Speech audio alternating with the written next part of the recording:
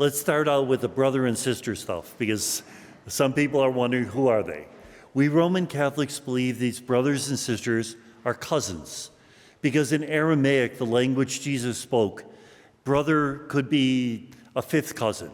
In fact, even in Buffalo, when I grew up, everybody was Aunt Helen, Aunt Minnie, Aunt whatever, even if they were no relation to the family. It's that same idea. In the Orthodox tradition, they believe that Joseph had been married before his wife died, and Mary was the second wife. So they were half brothers and sisters. But let's be honest, because the father of Jesus is not Joseph, it's God. So they're not even related.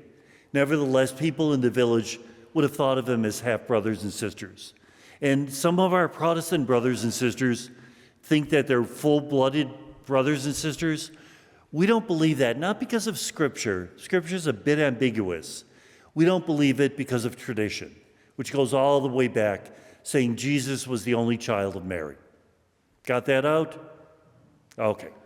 Now, to understand today's story, we have to know how Mark writes. Each of us has a different writing style, or when we tell a story, we tell it a different way. I always love the people who halfway through the story say, to make a long story short. First of all, it's way too late for that because they've been talking for 10 minutes and they have no intention of shortening it. Well, Mark uses a special technique. He loves to begin a story and then put another story in the middle, and they'll go back to the first story. For example, remember when Jairus' daughter is ill? We hear about her being ill, and then on the way, Jesus heals the woman with a hemorrhage.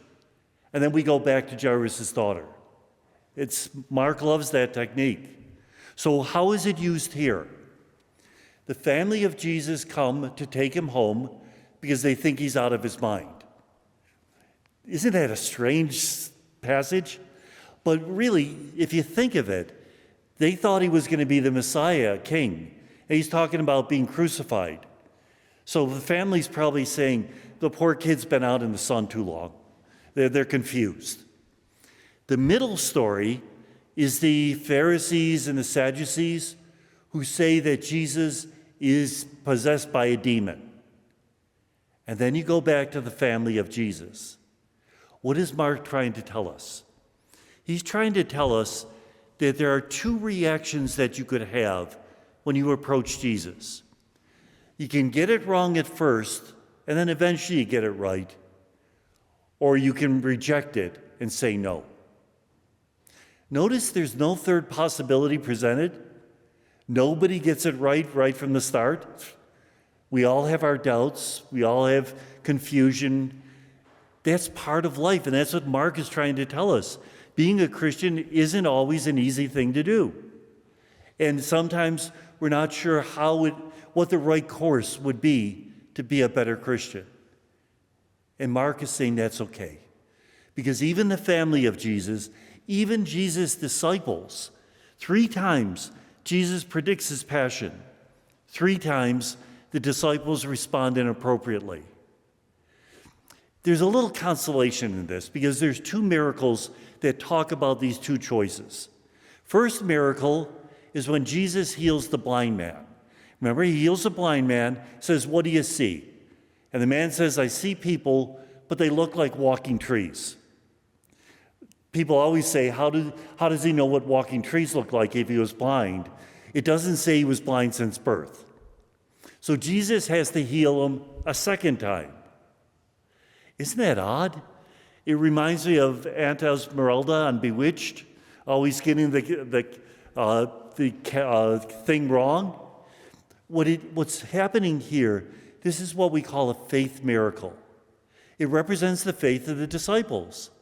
When they first came to Jesus, they thought they were seeing clearly, but their vision was distorted. It's only later at the cross that they see clearly. The second miracle about faith is the fig tree. Jesus is walking along, it's the Passover time, sees a fig tree with no figs. So he curses it, and it dries up and withers. That poor fig tree. Passover is what month? March, April. When are fig trees supposed to have figs in Israel? September. That fig tree was not supposed to have figs. Why did Jesus curse it? He's giving a symbolic message again. Did he come in as Messiah in a way that they didn't expect, sort of out of season, just like that fig tree? They still should have been ready to bear fruit. Because they refused to bear fruit, he cursed the fig tree and it died and withered. So in terms of our faith life, either you can reject the whole message or you can try to embrace the message and realize you're going to get it wrong most of the time. But as long as you keep trying, it's okay. Is that a consolation for some of the journeys that we've gone through? And it's a very human message.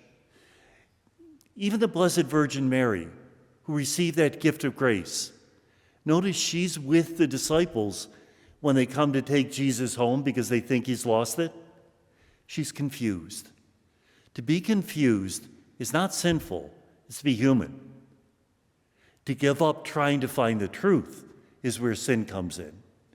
And so we continue to struggle, and a little bit more every day, reading Scripture, praying, trying to be kind.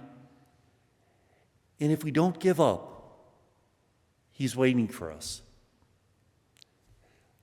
But in the meantime, we have to learn to be patient with ourselves.